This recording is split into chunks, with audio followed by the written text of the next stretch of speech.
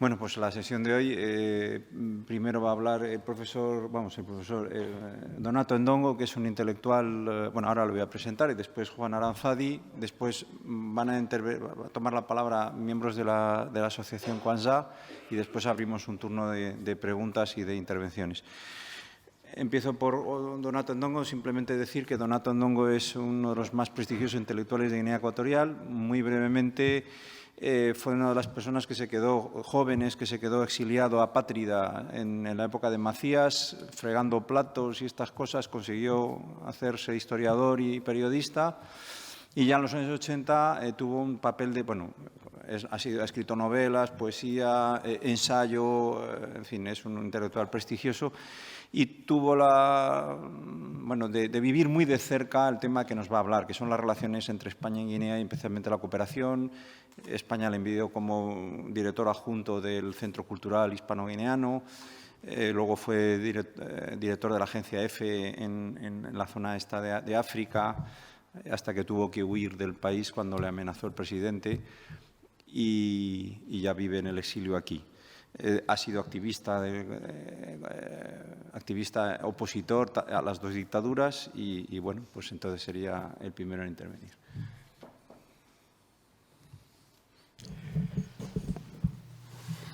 Buenas tardes. ¿Se oye bien ahora, no? Más cerca, dice. Vamos. ¿Así mejor? Perfecto. Buenas tardes. Gracias, profesor Álvarez Chillida, por esta presentación. Y tras agradecer a esta facultad y a la Universidad Complutense mi presencia aquí hoy, debo confesar que no me lo han puesto fácil los organizadores de estas jornadas. Si no les considerase amigos y no me constara que trabajan desde el rigor académico y la buena fe, intentando acercar las realidades de Guinea Ecuatorial al cabal conocimiento de la sociedad española, sobre todo de las generaciones poscoloniales, pensaría que me odian. Porque conociendo bien mi trayectoria y a sabiendas de que fui protagonista o testigo de muchas cosas, me traen para hablar sobre las relaciones de cooperación entre España y Guinea Ecuatorial desde el derrocamiento del presidente Francisco Macías en 1979 hasta ahora mismo. Son conscientes del enorme perjuicio personal que me causa dar testimonio de lo visto y de lo vivido, de las dificultades, incomprensiones, hostilidad y hasta calumnias que me toca padecer a diario solo por intentar introducir cierta racionalidad en un campo en que los manipuladores preferían pulular entre las sombras como únicos beneficiarios del entramado de intereses espurios que caracteriza tales relaciones en las últimas 4 décadas. Y eso que, por responsabilidad y no por miedo, ni hablo por hablar ni cuento cuanto sé. Pero la sordidez de tan peculiar vínculo político, diplomático, económico, cultural y de cooperación genera verdadero pánico entre los españoles implicados hasta el punto de intentarlo todo por silenciar a los simples mensajeros. Pero no es nuevo. Durante los 190 años del periodo colonial, el asunto de Guinea siempre fue un oscuro coto privado en España y pocos españoles, y menos guineoecuatorianos, supieron cuánto allí ocurría y, sobre todo, por qué sucedía. Les pido que, cuando deseen acercarse al tema, desconfíen de cuantos justifican su gestión, a menudo con argumentos muy burdos, invocando los intereses de España. Bastará con indagar un poquito para descubrir que esos intereses brillan por su ausencia, puesto que de ellos solo se benefician sus propias cuentas bancarias. Para conocer la verdad de lo acontecido y no repetir siempre las mismas vulgaridades y lugares comunes, es necesario preguntarse por qué reinó un silencio clamoroso sobre los territorios españoles del Golfo de Guinea a lo largo del siglo XX, roto excepcionalmente durante la República con libros como La Guinea Incógnita de Francisco Madrid. Es necesario adentrarse en las motivaciones que impulsaron a Francisco Franco y a su vicepresidente, Luis Carrero Blanco, a decretar materia reservada el proceso de descolonización durante la Conferencia Constitucional. Es necesario clarificar las causas verdaderas que llevaron a declarar secreto de Estado toda información relativa a Guinea Ecuatorial y sus relaciones con España, adoptada en febrero de 1971 y vigente hasta su supresión por el primer gobierno de Adolfo Suárez en octubre de 1976.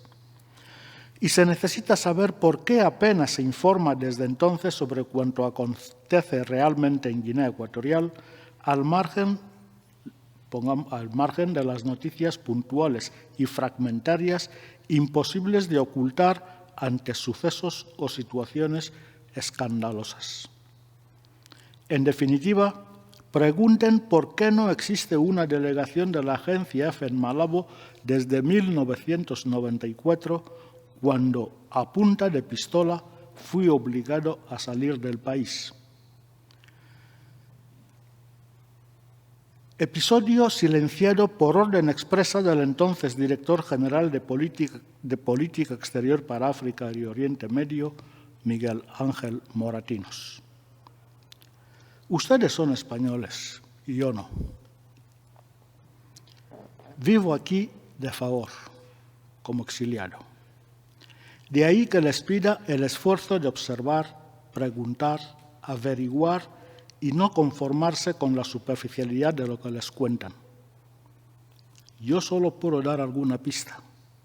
El trabajo les corresponde fundamentalmente a ustedes, que poseen los medios y gozan de libertad, ventajas de las cuales yo carezco.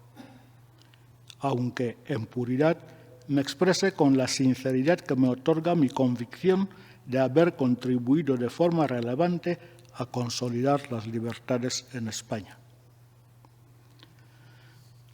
El sepulcral ocultamiento de las realidades guineoecuatorianas parece absurdo desde una concepción racional, aunque resulta perfectamente lógico si se tienen en cuenta los intereses políticos y económicos que sus impulsores trataron y tratan todavía de proteger. En el otoño de 1976 se produjo una eclosión informativa que, con la verdad en la mano y con la perspectiva de los 42 años transcurridos, contribuyó de manera determinante a consolidar la monarquía constitucional y, por tanto, la democracia en España, tema arteramente hoy silenciado. El secretismo logró su objetivo, borrar Guinea Ecuatorial de la mente de los españoles hasta hacerles olvidar que esa nación surgió de 2 provincias de España. De manera deliberada se cortaron los lazos afectivos, ese cordón umbilical que hubiese permitido considerar y tratar a mi país y a sus habitantes del mismo modo como se considera y se trata al resto de los países hispánicos. No hablo de hispanidad desde la concepción decimonónica de un Ramiro de Maeztu o de un Ramiro Ledesma, teóricos que propugnaron hacer realidad la evocación nostálgica del imperio fenecido en 1898, sueño imposible tras la derrota del nazismo y el fascismo en la Segunda Guerra Mundial. Hablo de una relación adulta entre pueblos que, dentro de su diversidad racial y cultural, deben sentirse próximos por compartir valores determinantes, lengua e historia, por ejemplo. Otros pueden añadir religión, gastronomía y demás. Roto ese lazo afectivo, la apertura informativa producida en 1976 tuvo un efecto perverso en el que tampoco se repara hoy. al descubrir los horrores del régimen instalado en Guinea Ecuatorial tras la independencia, una de las peores tiranías del siglo XX, un siglo XX tan prolífico en dictaduras sanguinarias, se consolidó en la conciencia del español medio, que entonces salía de la dictadura franquista y apenas comprendía la deriva totalitaria de un país surgido de una colonización que entonces le llamaban civilización, que presentaron como modélica. Esa reacción era previsible y hasta comprensible, y la anotamos algunos compatriotas míos que pululábamos por aquí. Se desencadenaron los estereotipos y empezamos a oír en la calle y en despachos oficiales que nuestra independencia había sido prematura, que los negros son incapaces de elegirse por sí mismos y otras lindezas por el estilo, que los negros son incapaces de todos esos tópicos habituales. El tribalismo, la desunión de los guineanos, etcétera, etcétera, etcétera, tópicos que para nosotros se asemejan demasiado a digresiones o excusas y, en puridad, apenas disimulan su profundo sustrato racista. Echamos de menos, entonces y ahora, razonamientos más rigurosos, porque desde mi punto de vista resulta muy fácil comprender, si se toma la molestia de indagar, los motivos que llevaron a la generación de mis padres a exigir la independencia y apoyar mayoritariamente la opción que, en pura teoría, garantizaba la plena libertad de nuestro pueblo.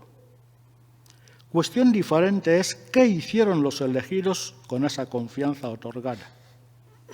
Sin análisis previo, la sociedad española aceptó la edulcorada versión del colonialismo según la cual la colonización nunca fue racista, la interacción fue siempre igualitaria, se realizaron sacrificios inefables para llevar civilización y religión cristiana a los pueblos primitivos. España ni explotó ni sacó beneficios de Guinea, que fue siempre una carga para su presupuesto. Así lo relataba Carrero Blanco desde su tribuna en las Cortes Españolas, discurso que se perpetúa hasta hoy con renovado énfasis. Ahí está la exitosa novela y su película homónima, Palmeras en la nieve. No se reparó tampoco en otra evidencia igual de simple, la quimera o insensatez de esperar comportamientos exquisitamente democráticos a una excolonia surgida de una metrópolis fascista. No se trata de blancos o negros, de africanos o europeos. El ser humano tiene los mismos sentimientos y parecidas reacciones en toda época y en todo lugar.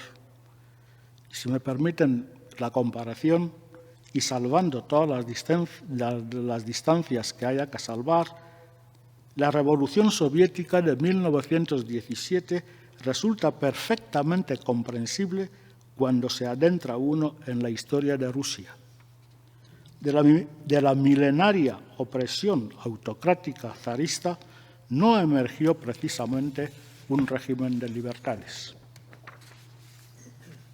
Y así llegamos al 3 de agosto de 1979, cuando el viceministro de Defensa del tirano se rebeló contra su tío y protector y perpetró un golpe de Estado.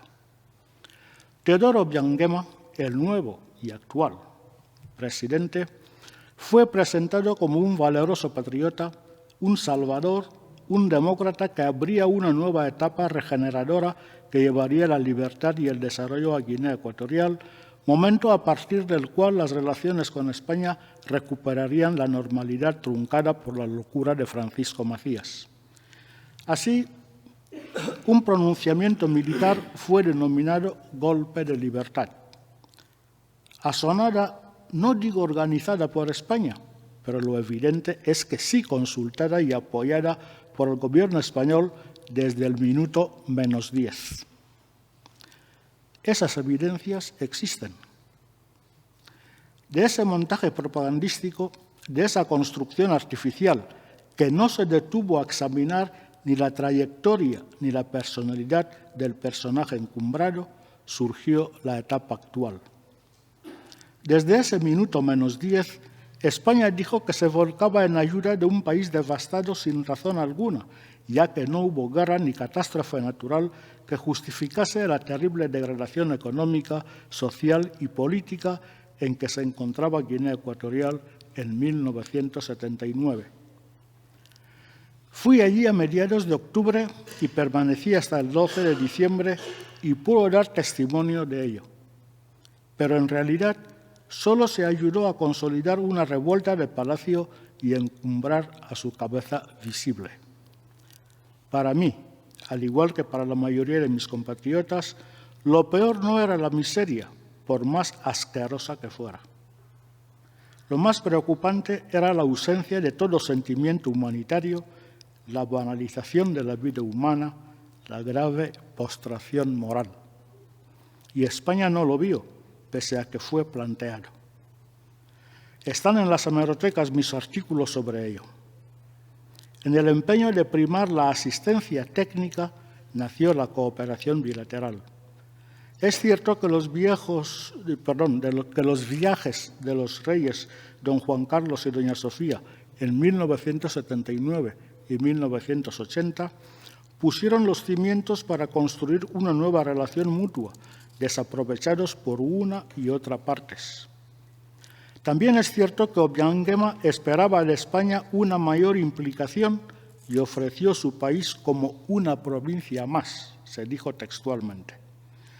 Anhelaba en aquel momento, sobre todo, presencia militar como escudo protector contra los elementos recalcitrantes del maciísmo que clamaban venganza por el fusilamiento de su sanguinario líder y de los prohombres del régimen derrocado que, partidarios al principio del cambio, consideraban que el reparto del poder no había sido equitativo y habían resultado relegados. En eso Obiang tenía toda la razón, porque existían claros riesgos de involución. Pero la negativa de España, a instancias del líder de la oposición, Felipe González, con quien me entrevisté a mi regreso y lo oí de su propia boca, fue el primer punto de desencuentro que el mandatario guineoecuatoriano Obiang-Nguema nunca ha olvidado. No solo porque corría serio peligro de ser derrocado, sino porque, acuciado por los síntomas de desestabilización y aconsejado por el presidente de Gabón, Omar Bongo, tuvo que admitir la protección de la Guardia marroquí. Para el astuto rey Hassan II, poner bajo su órbita al nuevo presidente de Guinea Ecuatorial tenía ventajas incuestionables.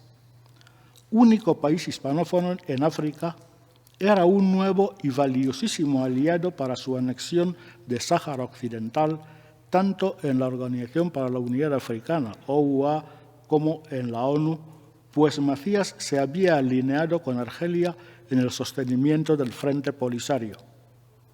Y Marruecos, importante socio de Francia en nuestro continente, reforzaba su posición en el estratégico Golfo de Guinea.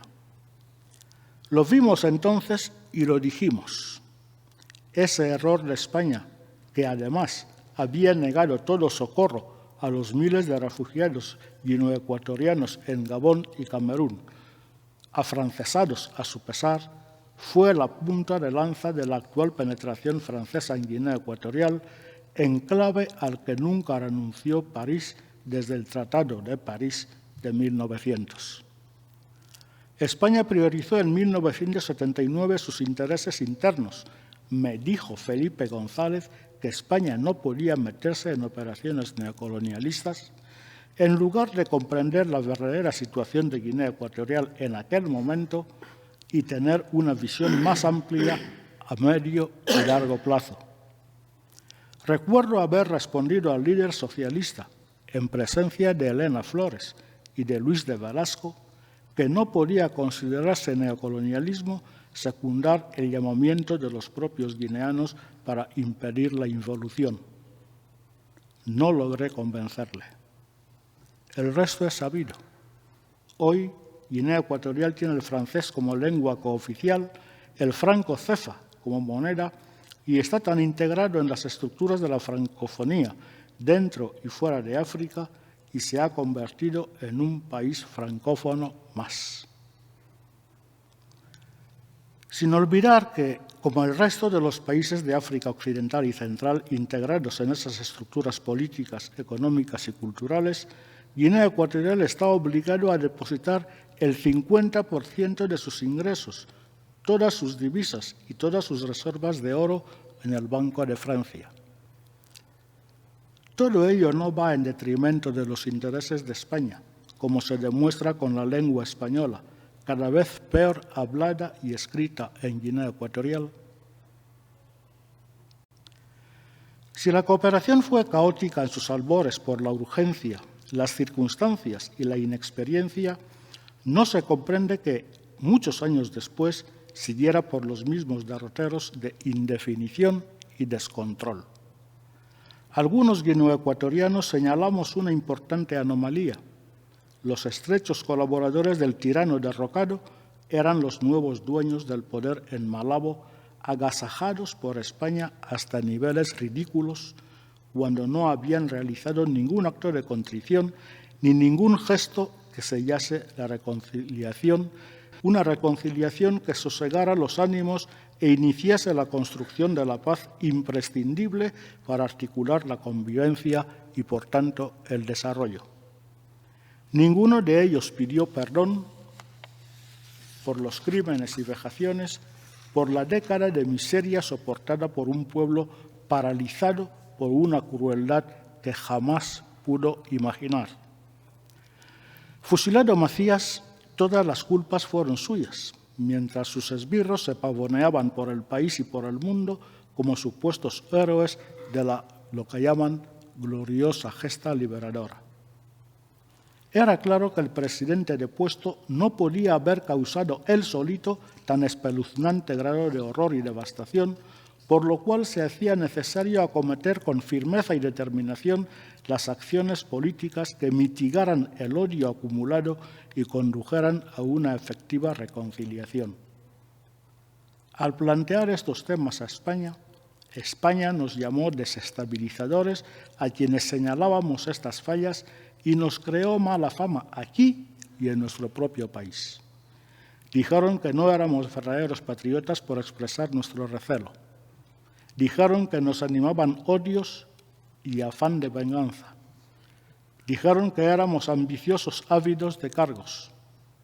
Dijeron que nos importaba más gozar de nuestra supuesta vida cómoda en España que colaborar en la construcción de nuestro paupérrimo país. Mintieron al atribuirnos comportamientos indignos. Por ejemplo, esparcieron en los oídos de los compatriotas del interior que nuestro regreso sería para arrebatarles sus puestos e incluso arrebatarles el poder.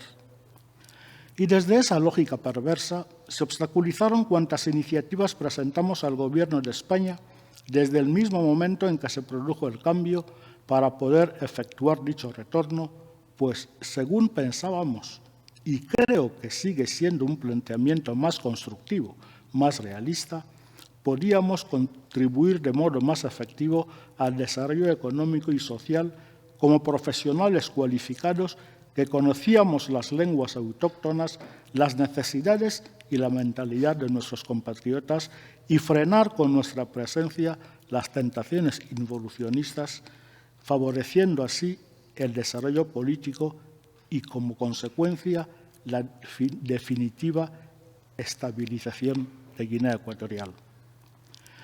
Recuerdo bien haber señalado entonces que poner las bases de ese desarrollo político era más prioritario que la mera asistencia técnica y aduje los efectos contraproducentes del mimo exagerado prodigado a las nuevas autoridades.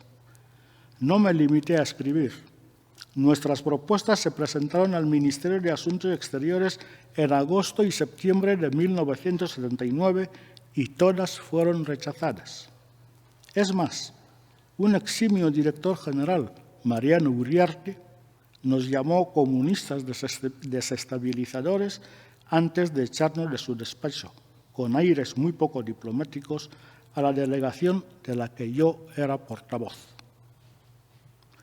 2 años después fui amonestado en el Palacio de Santa Cruz por otro insigne director general, Jesús Martínez Pujalte, por, según él, entorpecer las relaciones de España con Guinea Ecuatorial tras la publicación en Diario 16 de un artículo en el cual sostenía que Obiang no era la persona idónea para conducirnos hacia la democracia y al desarrollo. Lo escribí entonces y creo que, desgraciadamente, es una triste realidad hoy. Finalmente, mis artículos en ese mismo periódico, advirtiendo de la paulatina ocupación por Francia del espacio político, económico y cultural que le correspondía a España en Guinea Ecuatorial, me valieron las calificaciones de alarmista y exagerado por parte de altos funcionarios del Ministerio, cuyo titular era entonces José Pedro Pérez Llorca. Por desgracia, son hoy tristes premoniciones. En resumen, con Franco o con la democracia, los guineoecuatorianos nunca hemos sentido cercana a España, ni siquiera a aquellos que vivíamos y vivimos aquí. Las percepciones mutuas se construyen desde los estereotipos, lo cual lleva a pensar que permanecen larvados conflictos no resueltos, señal prístina de que el español, sobre todo los españoles encargados de gestionar las relaciones mutuas, no se han liberado de sus complejos de superioridad de colonialistas y no pierden ocasión de exhibir su altivez ante los negritos. Y yo sostengo lo evidente. Los negritos ya tenemos calvas y canas. Hemos crecido, pensamos, aunque no se crea, y tenemos soluciones para los problemas de nuestro país, pero ni nos dejan siquiera intentarlo. ¿Cuál es la razón? Nos toca averiguarlo entre todos, examinar cada uno su papel y yo diría hasta su conciencia.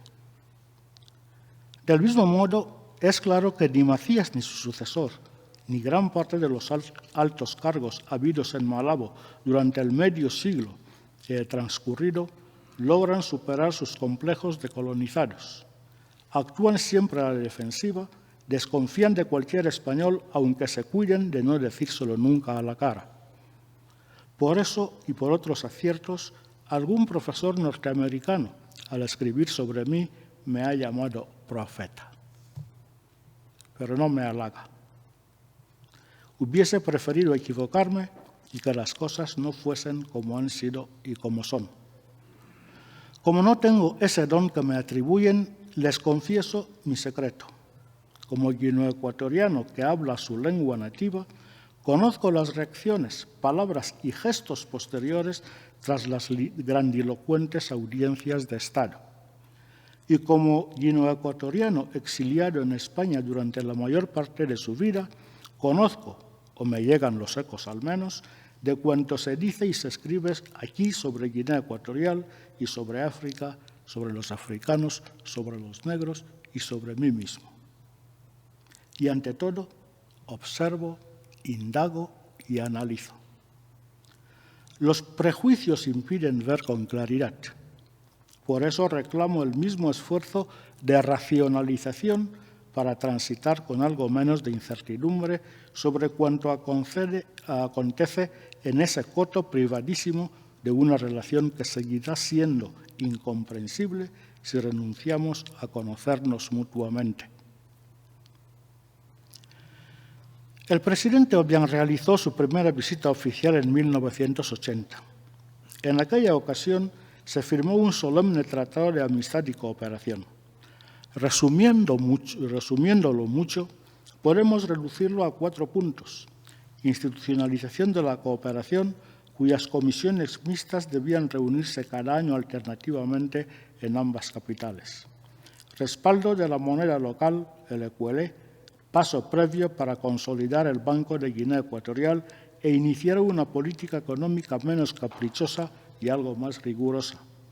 Fomentar la inversión y crear empresas mixtas e impulsar la educación y las relaciones culturales para dotar al país de profesionales cualificados y promover y expandir la lengua y cultura españolas. Con la perspectiva de los 38 años transcurridos, no se me ocurre ningún punto en que pudiésemos considerar exitosos aquellos nobles propósitos. En el primer apartado, destacar que se rechazó, como ya dije, integrar en la cooperación a los profesionales guineoecuatorianos residentes en España. Ante el descontrol de la entonces llamada Asistencia Técnica Española, puesta en marcha en agosto de 1979, el Gobierno de Madrid decidió crear la Oficina de Cooperación con Guinea, la OCGE, en mayo de 1981. Recuerdo que viajé desde Malabo, donde había permanecido un mes realizando un trabajo de campo para mi antología de la literatura guineana. Regresé de Malabo con el entonces embajador José Luis Graullera, quien me comunicó su inminente creación, así supe que se iba a crear esa oficina, y me aseguró que él iba a ser nombrado como director general de la misma. Pero el elegido final fue Jesús Martínez Pujalte. Hasta que el gobierno de Felipe González suspendió la mayoría de los programas de cooperación en 1993, la OCGE estuvo dotada con un presupuesto de 2.000 millones de pesetas anuales. El coordinador general de la cooperación, con estatuto diplomático y cuanto poder puede otorgar tal sinarquía, gestionaba dichos fondos desde Malabo. Por diversas circunstancias, conocí personalmente a todos ellos.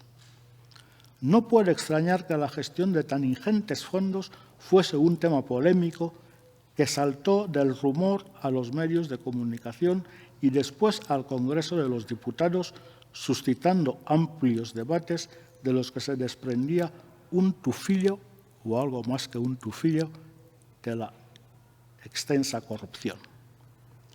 Pondré un único ejemplo: los trapicheos con los cambios de las pesetas a la moneda local, el ecuelé. Los cooperantes disfrutaban de sueldos fabulosos muy superiores a los de la España de entonces. Un simple funcionario no cobraba menos de $500,000 de pesetas, por ejemplo. Además, con casa, coche, gasolina y otros gastos a cuenta del presupuesto. Articulada en áreas, en realidad Cooperación Española actuaba como un Estado dentro del Estado. Pero su rendimiento, lo puedo certificar, era prácticamente nulo. La mayoría de los cooperantes pasaban largas temporadas en España, billetes de avión gratuitos, claro, sin causa que lo justificase. Bastaba decir, por ejemplo, que su padre estaba enfermo, pero nadie lo comprobaba. Otros simplemente trabajaban cuando querían, literalmente. Y era más fácil encontrarles en bares y discotecas que en su teórico lugar de trabajo. Alguno cometía delitos, pero delitos de verdad, penados en España. Pero si resultaban demasiado escandalosos, el único castigo era ser devuelto a España, igual que en los tiempos coloniales. Y ello no por el delito, sino para proteger la buena imagen del blanco entre los negros. Vivían aislados en su gueto, casas prefabricadas llevadas de emergencia, pero convertidas en viviendas permanentes, las impopulares caracolas, que alguno de los presentes habrá visto. Apenas tenían contacto con los nativos, salvo el inevitable con los altos funcionarios o con sus criados, más bien criadas y servidores. Mantener aquella estructura apenas dejaba fondos para la realización de los proyectos programados y propagados.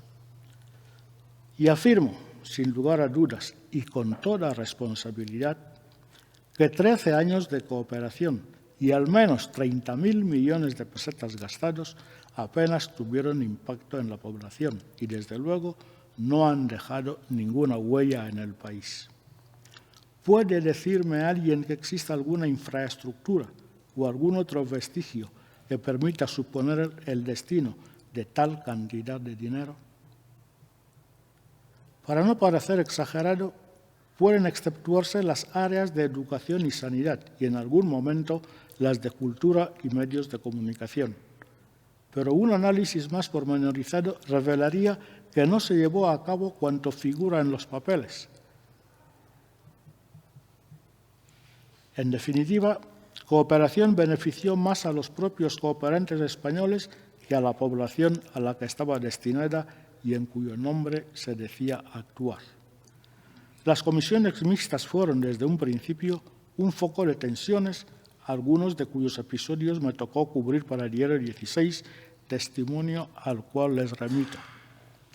Salvo para que la delegación guineoecuatoriana llenara hasta el exceso las amplias bodegas de los aviones de Iberia, con todas las mercancías adquiridas, con las suculentas dietas que cobraban, lo cual generó un riquísimo anecdotario, nadie puede deducir ventaja alguna de tales reuniones de las comisiones mixtas. Por eso dejaron de celebrarse. Si no recuerdo mal, la última fue en Malabo en noviembre de 1985, siendo Luis Yáñez secretario de Estado de Cooperación. Yo había llegado 2 o 3 semanas antes a Malabo como director adjunto del Centro Cultural Hispano-Guineano. Además, conocía perfectamente a Luis Yáñez y mantuvimos extensa conversación en la residencia del embajador en España, Antonio Núñez García Saúco. Permítanme obviar la letra pequeña porque prolongaría en exceso esta modesta intervención y porque debo dejar algo para mis memorias. Pero les diré que, al comentarle amistosamente después, aquí en Madrid, cuanto vi de aquella reunión y reprocharle, también sin acritud, como diría él mismo como buen sevillano, que en alguna de sus intervenciones parlamentarias utilizara como coartada mi nombre y el de otros compatriotas para negar la existencia de una dictadura en mi país, Luis Yáñez me borró de sus amistades y dejó de hablarse conmigo. Así fue el inicio de mi desencuentro con el PSOE. Siguieron otros episodios que no caben aquí hoy. En 1979, España no tenía experiencia de cooperación internacional y ello explica algunas cosas. Guinea Ecuatorial fue el experimento y la OCGE el embrión de la actual Agencia Española de Cooperación Internacional, la AECI, cuyos primeros cimientos contribuía a colocar a la llamada de Fernando Riquelme en 1985. Se puede escribir un libro entero sobre los esfuerzos españoles por poner orden en la caótica situación económica heredada del régimen despótico de Macías y para respaldar el ECUEL. Los continuos viajes de funcionarios del Banco de España a Malabo, culminados con la visita del ministro José Luis Leal, así como las reiteradas visitas a Madrid de los responsables del Banco de Guinea Ecuatorial, a menudo presididas por el ministro de Economía, Guillermo Nyemela, no tuvieron resultado práctico alguno. La exigencia del respaldo de la moneda local, que no era convertible, por la peseta, parecía un pretexto para disponer de una divisa que permitiera enriquecerse a la oligarquía dominante. No podía haber acuerdo. Mientras unos propugnaban controlar el gasto público, erradicar la corrupción generalizada, incrementar la productividad y diversificar la economía, medidas que podrían haber aliviado la situación de un país indigente que carecía de todo y no producía absolutamente nada y todo lo esperaba del exterior, otros se anclaban en la retórica anticolonialista más propia del régimen anterior y afirmaban de boquilla la independencia de su país mientras mendigaban hasta lo más elemental.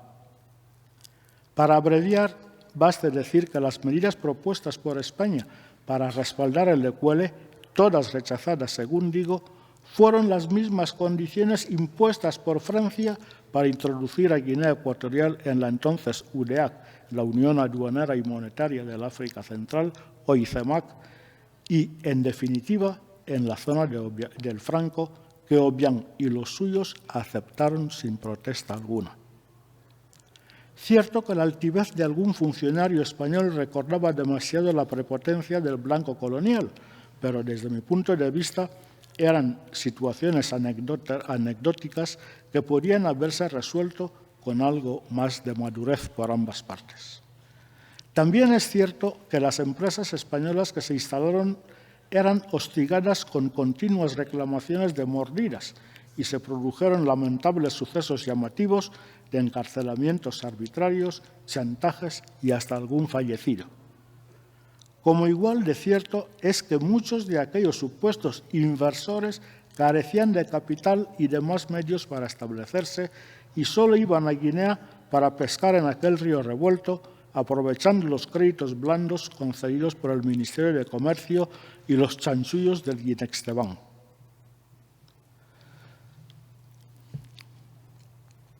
El Tratado de 1980 creó varias empresas mixtas, como dije, la mayoría de las cuales quedaron en letra muerta. Entre las que llegaron a existir destacan el Guinextebán, Banco Exterior de Guinea Ecuatorial y España, y GEPSA, Guinea Española de Petróleos, Sociedad Anónima, participadas ambas entidades al 50% entre ambos estados. Ese banco llegó a ser el paradigma de la corrupción. Gestionado por funcionarios españoles y adjuntos guineoecuatorianos, soy testigo de que de ciertos influyentes personajes del régimen, delante de mis ojos, enviaban a sus empleados domésticos a sacar dinero, y mucho dinero, sin tener siquiera una cuenta corriente en el banco. Lo he visto. Otros, españoles y guineoecuatorianos, recibían créditos multimillonarios sin garantía ninguna, préstamos que naturalmente nunca se reintegraron. Están escritas las cantidades perdidas en aquel pozo sin fondo. La introducción efectiva del franco CFA en enero de 1985 hizo imposible mantener aquella ficción y junto a la presión de los bancos de la zona del Franco, que tuvo que, en esas circunstancias, tuvo que disolverse Guinextebán, que fue en enero de 1988. En cuanto a GEPSA, 3/4 de lo mismo. Prebenda personal del entonces vicepresidente del Consejo Militar Supremo y comisario de Asuntos Exteriores, Florencio Mayela, inició las prospecciones petrolíferas en torno a la isla de Bioko, donde las habían dejado las empresas norteamericanas antes de la independencia. Las continuas demandas de dinero a fondo perdido. La empresa, es decir, Hispanoil, sufragaba pisos, recibos de colegios y otros gastos personales de numerosos altos funcionarios del régimen, y la certeza de que había petróleo y gas en abundancia crearon tensiones entre ambos gobiernos. La destitución de su hombre de confianza, Florencio Mayer, en 1981, desterrado a la Embajada de Naciones Unidas, alertó a la empresa petrolífera española que ponía el capital y todas las infraestructuras sobre la previsible deriva de sus inversiones en Guinea Ecuatorial. Yo era entonces corresponsal de EFE en Malabo y me tocó informar sobre la retirada de Hispanoil del negocio y la disolución de GEPSA, aduciendo falta de rentabilidad de los pozos descubiertos. Fue en 1989. Al poco de llegar a Malabo un nuevo embajador de Estados Unidos, Chester Norris, empezó a notarse un discreto trasiego de empresarios norteamericanos, pese a que las relaciones políticas oficiales con Washington parecían muy tensas y Estados Unidos acababa de retirar determinados programas de su cooperación bilateral con Guinea. Siempre amparados por un férreo secretismo, la población no supo nada sobre aquellas negociaciones. Apenas un año después de la retirada de España, empresas estadounidenses encabezadas por Walter International, iniciaron las prospecciones en el mismo sector abandonado por Hispanoil, hoy Repsol. En 1991 se inició la extracción de crudo y gas, aún en cantidades modestas, que irían incrementándose hasta que fue imposible ocultar aquel nuevo Eldorado a partir de 1994.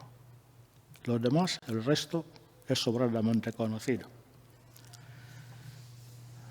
Desde 1979, España se comprometió con seriedad en el programa de formación de estudiantes guineoecuatorianos. Concedió 100 becas anuales para estudios superiores, la mayoría de cuyos beneficiarios residían en el Colegio Mayor Nuestra Señora de África, rehabilitado a ese efecto en 1982, tras mi nombramiento como director adjunto del equipo que encabezaba el profesor José Antonio Souto Paz. Se concedieron también becas a numerosos niños, hijos de los altos funcionarios, distribuidos en colegios de diversas provincias españolas, en Sigüenza, por ejemplo. Se introdujo la UNED para dar cobertura a quienes no podían desplazarse a España. Se reforzaron los planes de estudio en los institutos de Malabo y Bata bajo supervisión de docentes españoles y se dotó de medios a los centros privados, casi todos religiosos, dentro de los programas de cooperación. Pero a medida que Francia iba adquiriendo mayor influencia, dejó de interesar estudiar en España. Muchos prohombres del régimen, empezando por el propio presidente Obiang, retiraron a sus hijos de colegios españoles y les mandaron a Francia. Los universitarios egresados de España llevaron nuevas ideas o nuevas maneras que chocaban con los planes concebidos por el poder constituido. La UNED, por su parte, no satisfacía suficientemente ni las aspiraciones ni cubría adecuadamente las necesidades. Y como cada gobierno constituido en Madrid tenía su propia idea sobre el asunto de Guinea, poco a poco se iban gestando los puntos de desencuentro sobre la cuestión en los que la guinda la ponía en situaciones como los esperpénticos incidentes en la puerta del Palacio de la Moncloa durante la primera visita de Felipe González, de Obiang a Felipe González en 1983. Fricciones que se convertían en una constante.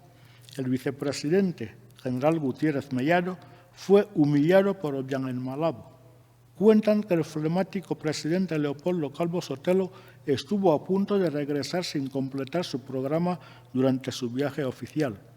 El ministro Fernando Morán no trajo ningún grato recuerdo de su encuentro con Obiang y otras autoridades durante la crisis provocada por el refugio del sargento Venancio Micó en la Embajada de España, posteriormente entregado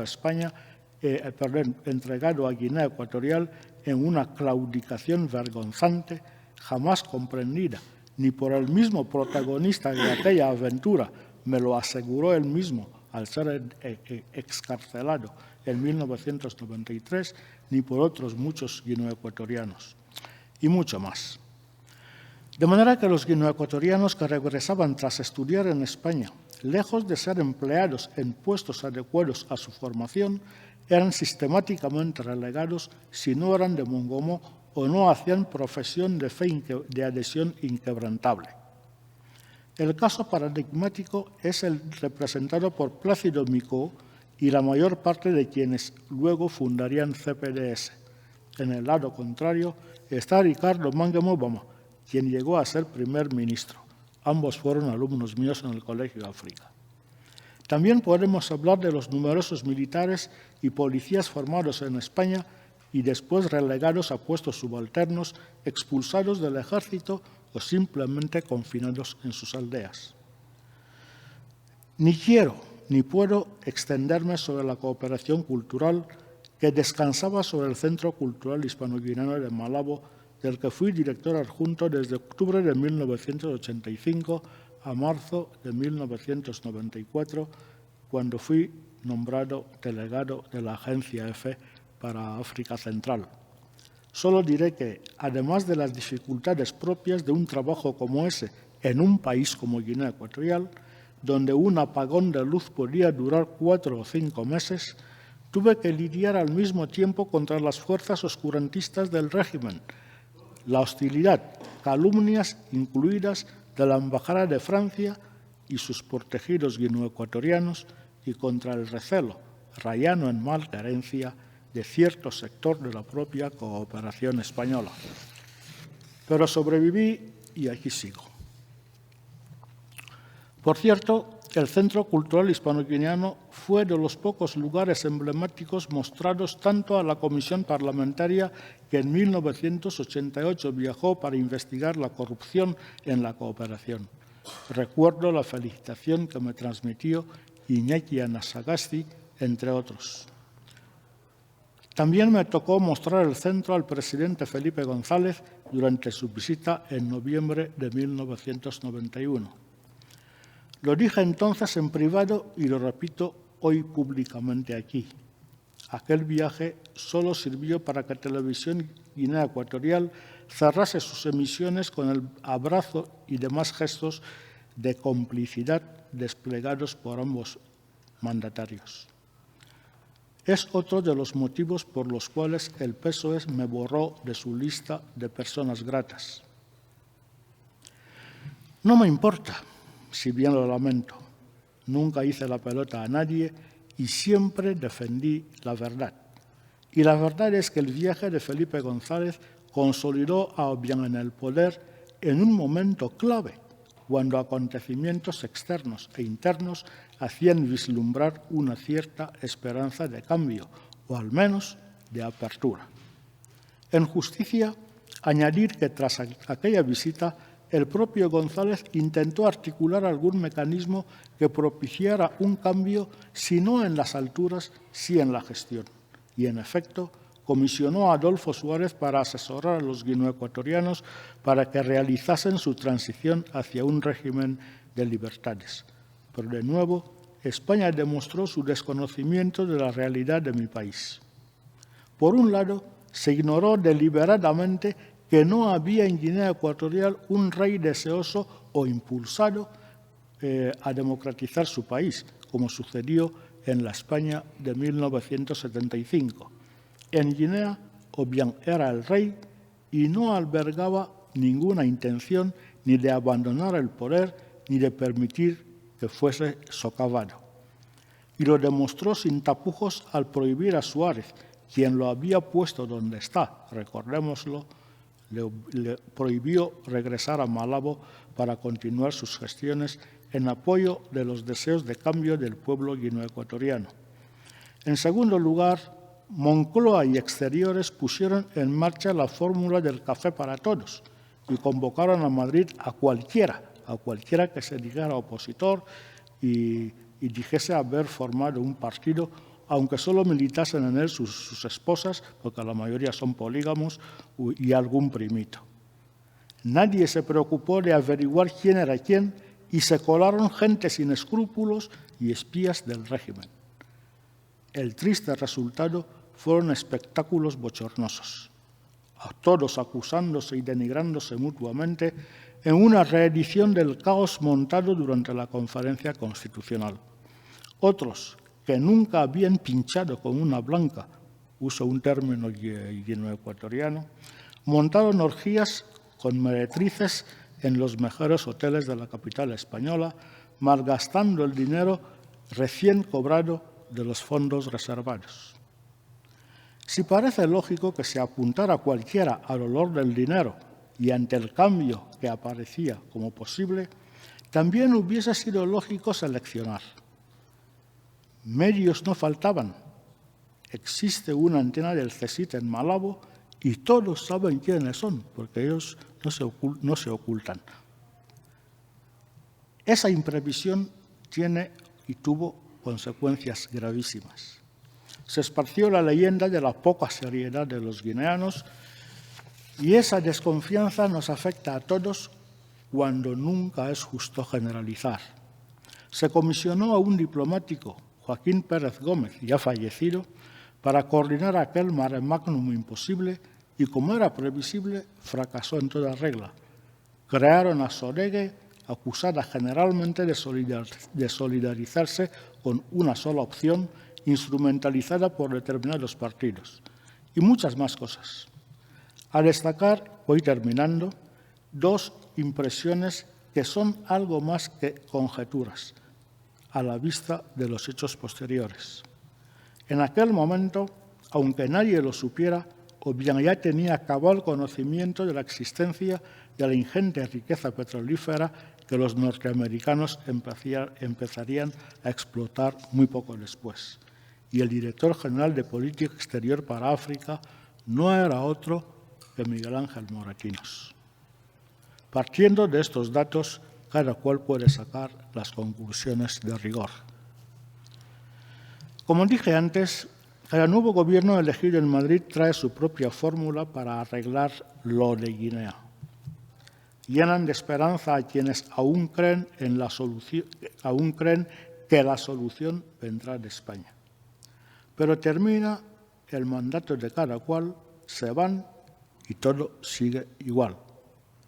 Eso pasó durante los mandatos de José María Aznar y posteriormente Mariano Rajoy.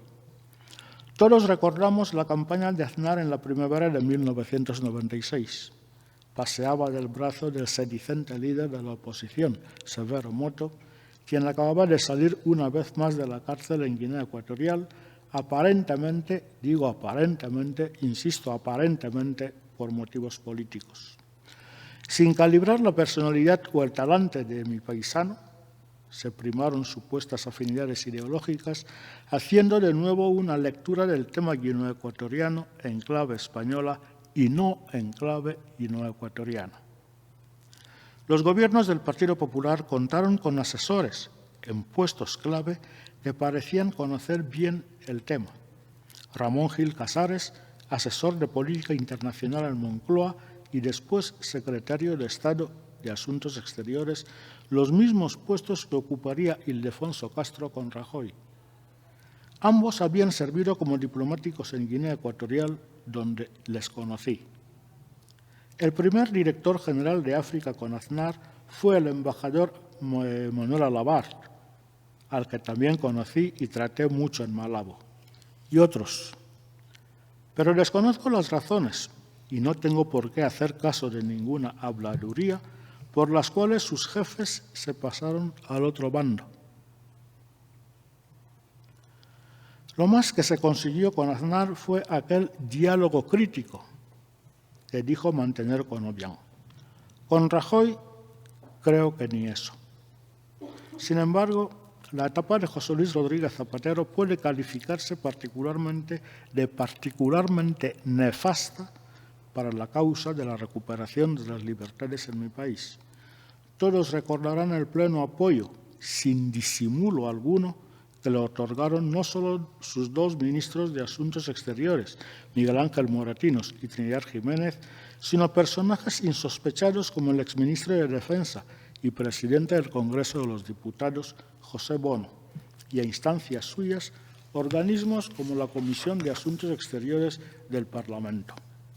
Si Obiang no pudo materializar el altísimo honor de hablar al Pleno de las Cortes Españolas durante su visita de 2007, fue exclusivamente por la unánime crítica de los medios de comunicación a sus métodos de gobierno, clamor recogido por los diputados de Izquierda Unida y algún otro grupo que dijeron hasta aquí podíamos llegar. No les contaré lo conocido. El apoyo de Zapatero, Moratinos, Bono y otros miembros de aquel gabinete a Obiang fue tan evidente que hasta arrastraron al ya casi moribundo Manuel Fraga Iribarne, quien firmara el Acta de la Independencia en nombre del Estado español en 1968, a cumplimentar a su excelencia Teodoro Obiang. Y más cosas, puesto que el lobby continúa ejerciendo su función en nombre de los intereses de España. De todo lo cual surge mi pregunta recurrente, interpelación que lo sé, me genera no pocos problemas desde los estamentos oficiales de este país. ¿Qué tapan las mullidas alfombras del Palacio de la Moncloa? Desde su inesperado encumbramiento en agosto de 1979, España, incomprensiblemente, se lo tolera todo a Obiang. Mueren españoles en Guinea Ecuatorial en circunstancias al menos dudosas y se echa un tupido velo. Empresarios extorsionados y claramente expoliados, vejaciones a destacadas autoridades e incluso violaciones de la valija diplomática ante mis ojos. Ni hablo de las graves y constantes violaciones de los derechos fundamentales de los guineoecuatorianos que, pese a algún comunicado de circunstancias, jamás alteraron la fluidez de las relaciones. Solo recuerdo una muestra de firmeza del Gobierno de España ante Obiang. La expulsión del cónsul en Bata, Diego Sánchez Bustamante, provocó la congelación de casi todos los programas de cooperación, gesto que en su momento pudo ser un indicio, pero se ha demostrado que a Obiang le importó bien poco. Tenía un as en la manga, petróleo y gas. Pero, sobre todo, sabía que la rabieta duraría poco y otro gallo vendría a cantar. Porque si hay que reconocerle otros méritos, además de capacidad de supervivencia, no cabe duda, a mí por lo menos no me cabe duda, que saber manipular y aprovechar las debilidades y las riñas, las rencillas de los propios españoles es uno de esos méritos de Obiang, una de esas capacidades de Obiang. Y termino con una descortesía. Para expresar mi absoluta disconformidad con el título de estas jornadas. Por mucho que se afirme desde la visión eurocentrista del mundo, ni Guinea ni ninguna otra nación africana pueden considerarse estados fallidos. No fallan nuestros estados, sino nuestros dirigentes, en su mayoría no elegidos por nosotros, sino impuestos desde fuera. Realidad que se ignora comúnmente porque no se hace ese mínimo esfuerzo por indagar y conocer. Con un simple clic encontrarán en la red discursos de expresidentes franceses como Jacques Chirac o Nicolas Sarkozy, que no son precisamente peligrosos revolucionarios, en los que hablan sin ambages del papel de África en el desarrollo de su país y, por tanto, de Europa y, por tanto, de España. En mayo del pasado año, durante la campaña de las presidenciales galas, Sarkozy declaró que si dejaban que los países africanos abandonen el franco CFA para crear monedas propias, Francia, cito textualmente a Nicolas Sarkozy, descendería al puesto 20º en el ranking de los países desarrollados. Palabras textuales de Sarkozy. Saquen de estas palabras sus propias conclusiones, lo cual explica, entre otros factores, la supervivencia política de personajes como Teodoro Obiang. De modo que no fallan ni nuestros pueblos ni nuestros estados, sino el modelo impuesto a África desde el fin de la Segunda Guerra Mundial, cuyas secuelas conocemos todos, pero solo padecemos los propios africanos. Pero tengan la seguridad de que la historia no suele dar demasiados pasos hacia atrás, aunque en algún momento lo parezca. Como ocurriera antes con esclavizaciones y colonizaciones, esta etapa inicua también terminará. Pero para ello necesitamos implicarnos todos. Y el primer paso es saber qué pasa y por qué pasan las cosas. Muchas gracias. Bueno, pues entonces empezamos la segunda parte después de las necesidades. Sí. Pero después sería un coloquio conjunto. Yo creo que es mejor. Como ayer, que se hizo así. Después hubo un coloquio. Bueno, pues simplemente presentar a Juan Aranzadi. Juan Aranzadi es un antropólogo que dedicó muchos años a los estudios antropológicos sobre el País Vasco, el nacionalismo vasco, el fenómeno terrorista, etcétera.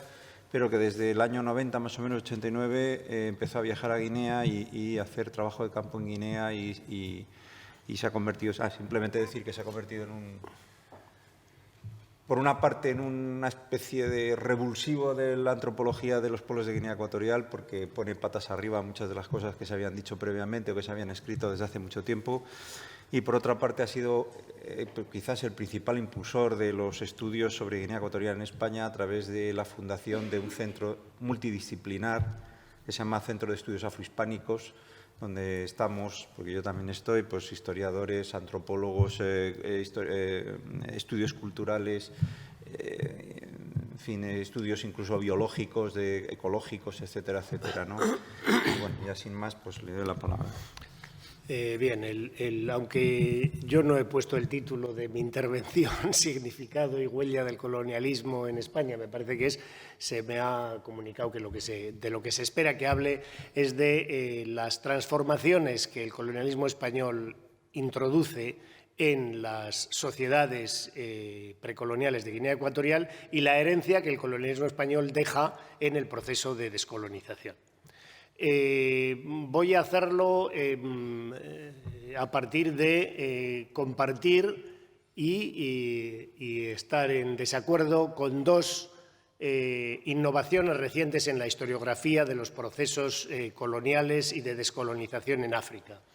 Una de las cuales, con la cual estoy de acuerdo y creo que se aplica a Guinea, es un cuestionamiento fundamentalmente que se debe a el principal personaje o autor o historiador que lo ha protagonizado es Cooper, que es un historiador de África muy afamado, pero también otros varios, o sea, no es únicamente él, que ha puesto en cuestión el estereotipo habitual con el que contemplábamos el proceso de colonización y descolonización de África, que decía que la colonización se fundamentaba sobre todo en razones económicas, en el imperialismo como fase superior del capitalismo, que diría Lenin y Hobson anteriormente, es decir, se debía a que el impulso de desarrollo del capital buscaba materias primas y buscaba población a explotar en el exterior por una necesidad económica, y que el proceso de descolonización se debía a razones fundamentalmente políticas, que era la resistencia política de los pueblos colonizados a los estados colonizadores, que le obligan políticamente en contra de su voluntad a los estados colonizadores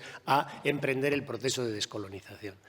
Bien, son varios los que han puesto en cuestión las dos cosas. La primera, no deja de ser sorprendente que cuando se analiza, digamos, el anticolonialismo o el procolonialismo en las metrópolis, los principales críticos del colonialismo sean los economistas liberales, empezando por Adam Smith, que incluso desde el principio propugna el abandono de la colonización de la India por Gran Bretaña y que consideran que la empresa colonial es para las potencias imperiales una empresa económicamente ruinosa, que gastan mucho más en la dominación política de aquellas cosas que lo que invertirían en desarrollar el libre comercio y permitir una situación de colonización económica sin colonización política.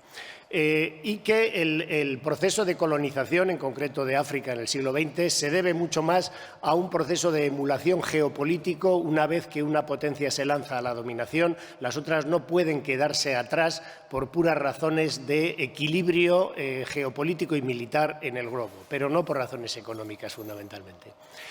Y ponen en cuestión igualmente qué es lo que ocurre y qué es lo que motiva el proceso de descolonización, sobre todo en África, después de la Segunda Guerra Mundial. Lo que ocurre con la Segunda Guerra Mundial es que las potencias coloniales vencedoras movilizan a buena parte de la población colonial en una lucha contra el racismo alemán, la dominación, etcétera, en una lucha por la igualdad, la democracia, etcétera, etcétera. Y el resultado es que las poblaciones coloniales, colonizadas por Gran Bretaña y por Francia, se creen ese mensaje de las potencias coloniales y reclaman las consecuencias después de la Segunda Guerra Mundial, que es ser ciudadanos igualitarios con plenos derechos dentro de los estados coloniales. Es decir, no reclaman inicialmente una independencia. E incluso en los casos. Hay el caso más notorio es el análisis de la descolonización de Argelia, que es donde hay una resistencia militar frente al colonialismo, en donde muchos autores han puesto de relieve cómo los motivos de Gaulle, fundamentalmente para iniciar en contra de otros, es decir, esto no es una postura unitaria,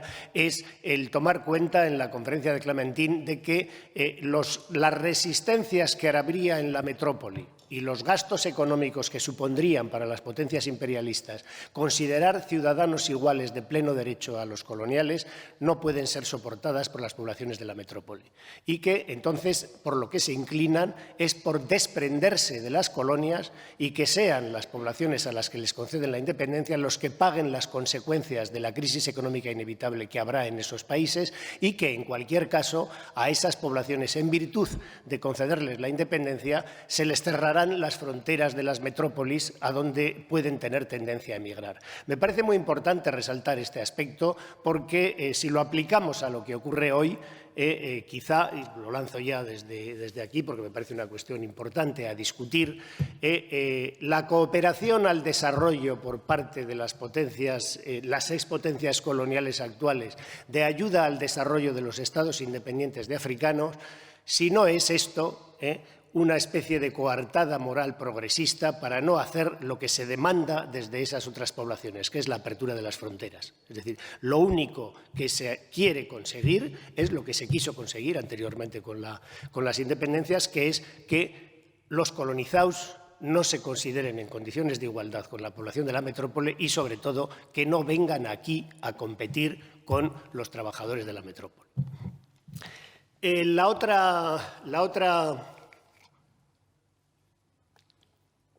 otro cuestionamiento historiográfico que ha predominado, y este segundo fundamentalmente por iniciativa de historiadores africanos, la mayor parte de ellos nigerianos, es la tradicional división de la historia en un periodo precolonial, un periodo colonial y un periodo postcolonial. Es decir, y la consideración de que la colonización supone una ruptura radical y fundamental en la historia de los países colonizados y que supone pues un periodo a privilegiar. Muchos de estos historiadores insisten en la cortedad del periodo colonial en muchos países africanos, es decir, hay algunos países africanos en donde la presencia colonial es muy dilatada en el tiempo, pero hay muchos en los que no rebasa de los 50 años, del medio siglo, e insisten también en la continuidad de las estructuras políticas precoloniales en muchos lugares con el Estado colonial posterior. Esto se hace en muchos casos desde una reivindicación que es muy propia de historiadores africanos, de Zimbabue, de Sudáfrica, de diferentes lugares, que es la reivindicación de la capacidad africana endógena de construir estados. Es decir, frente a la hipótesis de que hacía predominar el colonialismo, que el Estado era una innovación introducida en África por el colonialismo, actuando sobre poblaciones despreciadas como salvajes, incivilizadas, etcétera, porque no podían construir estados, porque no tenían estados, porque no habían accedido al estado de la civilización, se empieza a reivindicar como una especie de legitimación de la construcción del Estado poscolonial la capacidad endógena de construir estados anteriormente. Frente a esto, decir dos cosas en su aplicación a Guinea. Yo creo que esto es enteramente inaplicable a Guinea, en mi opinión muy discutible en relación también con respecto a otros estados, porque parte fundamentalmente de una consideración, que es limitar el colonialismo y limitar, en este sentido, la transformación que introduce el contacto con el colonialismo europeo al colonialismo en sentido estricto, es decir, a la ocupación territorial, la ocupación militar, la dominación política y la explotación económica. En el caso de África, limitarlo al siglo XX, cuando después del Congreso de Berlín es cuando deciden las potencias coloniales europeas entrar a ocupar en el territorio a partir de varias cosas, el descubrimiento de la quinina que permite entrar en lugares que se consideraban anteriormente insalubres, de diferentes cuestiones, limitar el colonialismo a ese periodo, ¿no? Olvidando que lo que desde el punto de vista antropológico Talal Assad denominó el encuentro colonial, tiene precedentes anteriores y antes de la colonización productiva y de la ocupación territorial hay una larga colonización comercial que empieza con la expansión de los reinos justamente de Castilla y Portugal por las islas del Atlántico y que establecen una colonización comercial, de intercambio de productos con África, sin necesidad de ocuparla, pero comunicación comercial, uno de cuyos principales productos con los que se comercia son los seres humanos, es decir, la trata de esclavos, es decir, la colonización del influjo europeo en África por imperativos de la colonización de América, es decir, donde se demanda mano de obra es en América, pero se produce la explotación indirecta. Cosa importante, explotación indirecta, que cuenta en contra de lo que muchos, digamos, maniqueísmos afroeuropeos o blanco-negros todavía se sigue pensando, y lo cito esto porque tiene que ver con algo de la situación actual, como uno de los miembros de nuestro equipo, Ibrahim Sundiata, ha subrayado repetidamente. Explotación, trata de negros con destino a América, que solo es posible con la complicidad de los reyezuelos negros y de los jefes de Estado negros, que son los que obtienen cautivos en otras sociedades africanas con destino a América. Es decir, la contraposición, aunque la iniciativa de la trata es una iniciativa europea con destino a América, es una iniciativa que solo se puede llevar a cabo por la previa esclavización de africanos por africanos. ¿Por qué me parece importante insistir en esto en contra de la resistencia que en múltiples coloquios en nuestras propias reuniones ha habido? Parece que acusar a los jefes de Estado y a reyezuelos africanos de aquella época de ser cómplices de los traficantes europeos y de explotar a los propios africanos, hay algunos que no tienen inconveniente en decir que eso es una especie de racismo, en la medida en que, digamos, acusa del mismo delito que a los blancos explotadores a algunos negros, ¿no? Ibrahim Sundiata, que es un historiador afroamericano, que ha estudiado un caso extraordinariamente complejo e interesante, silenciado, digamos, por los que pretenden hacer un maniqueo racialista, que es el caso de Liberia, el primer Estado africano independiente, primero colonia de los Estados Unidos, la única colonia africana que tuvieron los Estados Unidos, y donde la élite que gobierna en Liberia, que es antiguos esclavos afroamericanos libertos que llegan a Liberia, en el año 1930 son acusados de traficar con los africanos nativos con destino a las plantaciones de Fernando Po, en concreto. Y la Sociedad de Naciones les condena por, digamos, una vez abolida la esclavitud, restablecer una especie de trato neoesclavo. Con grave indignación de algunos sectores, por ejemplo, de los afroamericanos negros como Dubois, algunos autores que entienden, como entienden muchos ahora, que acusar a unos antiguos esclavos y a unos negros africanos de incurrir en el mismo delito y el mismo pecado por antonomasia de los explotadores blancos, pues es un pecado de racismo, ¿no? Del mismo modo que algunos defienden, yo eso lo he oído incluso en Ahuru África, en una televisión underground aquí, de un movimiento panafricanista, cuando aquí se criticó a Obiang en la última venida aquí, hubo que decían que eso hecho por los blancos es un acto de racismo, es decir, que criticar actualmente a los tiranos negros, a Mugabe, a Idi Amin, etcétera, etcétera, que esto hecho, bueno, supongo que hecho por Donato, no lo considerarán un acto de racismo, pero si un blanco se permite hacer esa crítica, como se permitieron aquí, pues lo han acusado de perdona que me estoy liando, pero bueno, voy bien. Decir que esta segunda replanteamiento de la historiografía de África, la no pertinencia, digamos, de un periodo precolonial, un periodo colonial y un periodo postcolonial, en el caso de Guinea es totalmente inadecuada por una razón muy sencilla, porque todas las sociedades colonizadas en Guinea, tanto las sociedades africanas de la isla de Fernando Po, como las sociedades del continente de Río Muni, todas son en el momento en que los españoles, los europeos, los portugueses y los castellanos primero y los españoles después entran en contacto con ello, todas son sociedades sin Estado. Son sociedades en donde esa particular institución que la humanidad inventó en un determinado momento, en contra de lo que se presume, incluso en las facultades de ciencias políticas, en historia, etcétera, etcétera, se habla implícitamente como si el Estado hubiese nacido con la humanidad. Es decir, es una cosa que me parece importante decir y que en ese sentido desde la antropología se ha aclarado siempre. Los seres humanos, la especie humana, lleva viviendo el 90% del tiempo que lleva sobre la Tierra en sociedades sin Estado. Es decir, sociedades en las que no hay una institución separada de la sociedad que monopoliza el uso de la fuerza y que está legitimada para dominar al resto de la sociedad y en base a gobernarla con instituciones como las cárceles, los jueces, la justicia, etcétera, etcétera, etcétera.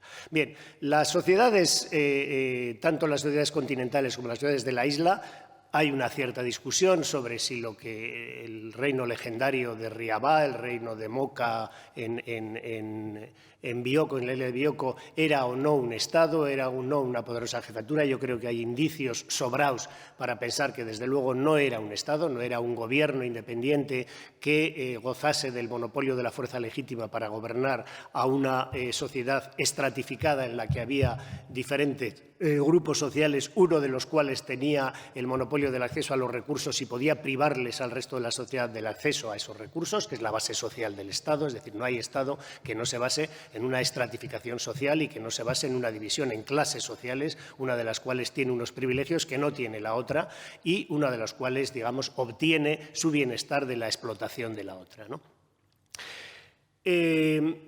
Pero añadiré otra cosa. No solo al caso de Guinea esto es totalmente inapropiado, sino que incluso algunos de los propios historiadores que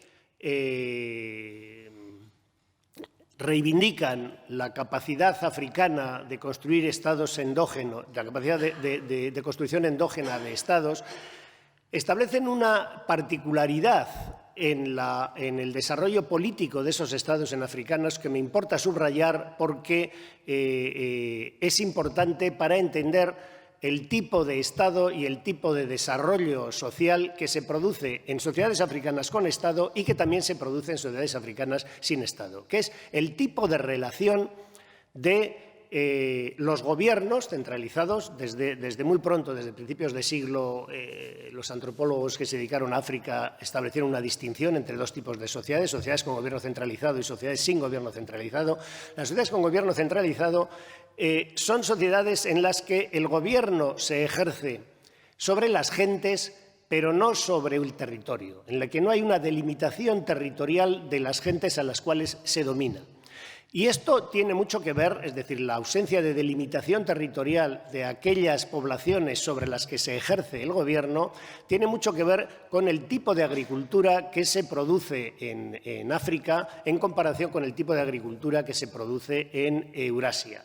Es algo que, por ejemplo, también el antropólogo británico Jack Goody ha puesto en conexión con las estructuras de parentesco africanas o euroasiáticas, con la condición de la mujer en África y en Asia, etc. Es algo, quiero decir, no me voy a entretener ahora en ello, pero que tiene extraordinaria importancia y que tiene que ver con, ya digo, el tipo de explotación de la tierra y relacionado con la relación entre densidad demográfica y territorio. Es decir, la relación entre densidad demográfica y territorio en África siempre ha sido mucho menor la proporción que lo ha sido en Eurasia, con lo cual no ha habido competencia por la tierra y no ha habido práctica de la agricultura extensiva, es decir, de la delimitación de un territorio que se somete a explotación extensiva en base a irrigación o a diferentes técnicas agrícolas, con lo cual no ha habido apropiación ni privada ni pública, digamos, de la tierra con exclusión de otros de acceso a esa tierra publicada,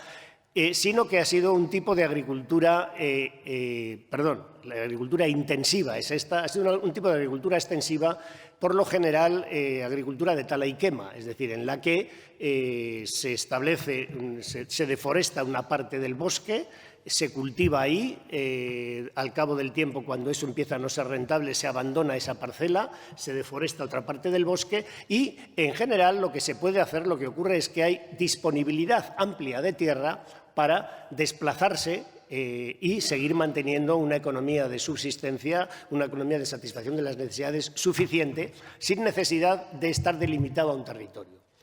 Lo cual ocurre exactamente igual con las poblaciones que entran en contacto con reinos incipientes o gobiernos centralizados, en donde tienen la oportunidad de, si consideran oportuno, de alguna manera llegar a algún tipo de acuerdo o compensación con ese reino, federarse, o tienen la posibilidad, que se pone en práctica en muchísimas ocasiones, de ir a otro territorio, digamos, huir del Estado, que es algo que se hace no solo en África durante mucho tiempo, sino también, por ejemplo, se conoce en Sudamérica, se hacía en relación con la expansión del Imperio Inca, etc. Es decir, son numerosas las poblaciones antes de que el Estado se convirtiera en una institución que impera sobre la totalidad del globo, que al entrar en contacto con una sociedad estatalizada, su alternativa es escapar de la dominación del Estado, precondición de lo cual es que puedan subsistir en un territorio en donde puedan explotar por esa forma extensiva. Esto implica una cosa muy importante, que en África nunca se desarrolló una clase latifundista, en África nunca se desarrolló una clase de propietarios de tierra que podían explotar a los labradores y someterlos a servidumbre. Y en África nunca ocurrió, y esto ni tan siquiera con el colonialismo, y esto es por lo que tiene importancia en relación con Guinea, nunca pudo ocurrir lo que Marx cuenta en el primer volumen del Capital cuando habla de la acumulación originaria de capital. Nunca se pudo generar una clase de trabajadores asalariados porque fueron expropiados los artesanos de sus medios de producción y los pequeños productores de sus tierras, de tal forma que la única posibilidad de subsistir era vender su fuerza de trabajo. Esta es otra de las cosas que a nosotros nos parece natural, porque nacemos actualmente en sociedades en donde, si no eres hijo de un capitalista y no tienes capital, no tienes otra posibilidad de sobrevivir que vender tu fuerza de trabajo y convertirte en un asalariado, ¿no? Pues esta clase, que a nosotros nos parece tan normal, es una cosa muy reciente en la historia del mundo y que se produce en Europa por la simple razón de que la gente deja de tener los medios de trabajar para sí misma, para su grupo, para su familia, y no tiene otro remedio que vender su fuerza de trabajo para poder subsistir.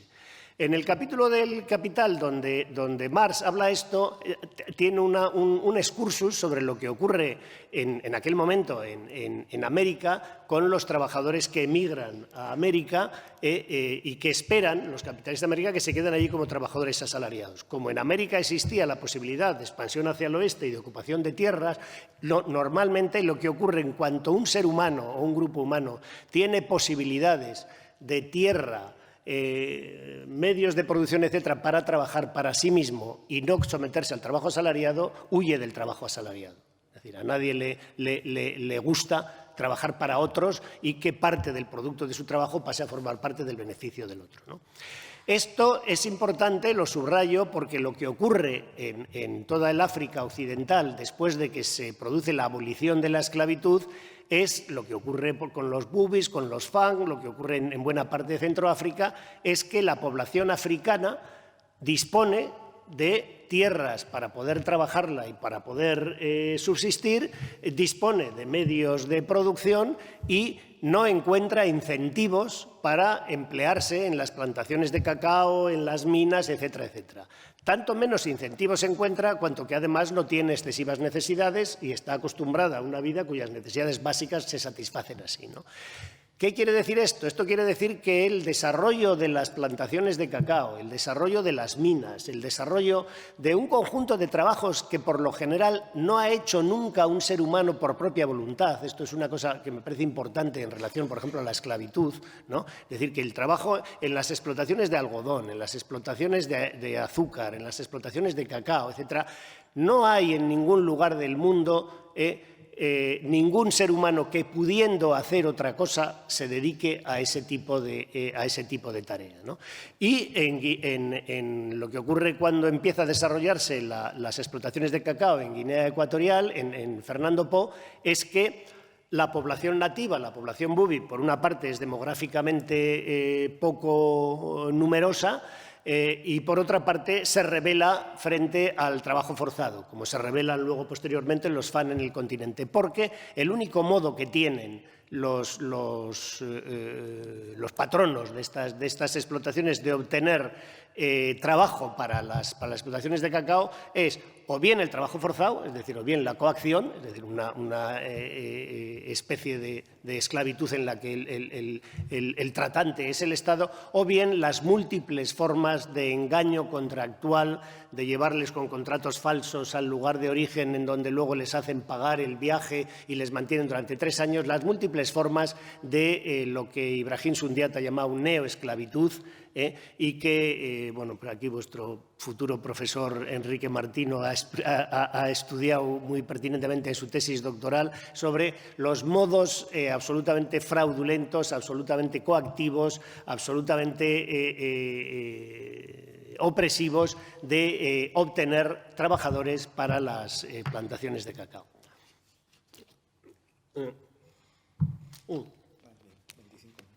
Bien.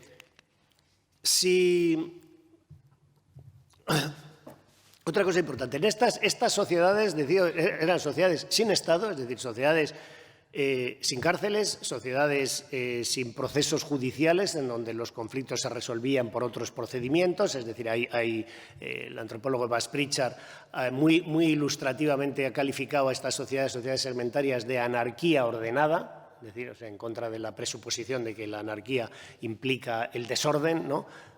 Como diría el propio Bakunin, la anarquía es la máxima expresión del orden, pero es decir, no deja de ser curioso que sea un antropólogo conservador el primero que da una muestra de cómo, de hecho, se han organizado las sociedades sin Estado, y no que un hombre que no tenía ninguna proclividad anarquista.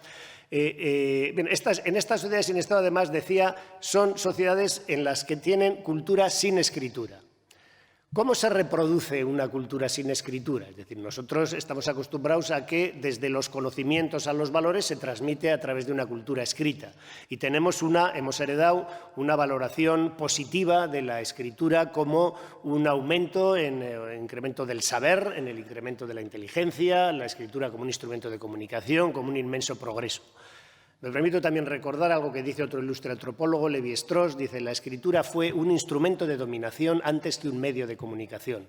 La escritura se inventa inicialmente como un mecanismo de administración, tanto en Egipto como en China como en Mesopotamia, en donde un instrumento de contabilidad, como un instrumento de administración, como un instrumento de obtención de levas de la población, y solo muy tarde pasa a ser la recogida de la cultura oral previamente y por donde se transmiten los saberes.